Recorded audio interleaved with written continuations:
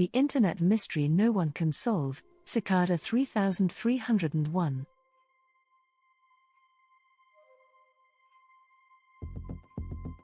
In January 2012, a message appeared on the internet that would spark one of the biggest mysteries of the digital age.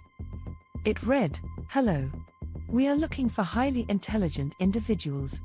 No name. No explanation. Just a strange image with a code." This was the beginning of Cicada 3301, an internet puzzle so complex, it spanned cryptography, steganography, ancient literature, and even real-world locations. People followed clues hidden in images, GPS coordinates on different continents, and references to obscure philosophical texts. This wasn't some casual Reddit ARG. It was something smarter, deeper, and possibly dangerous. For 3 years, the puzzle returned. And every time, it ended with silence.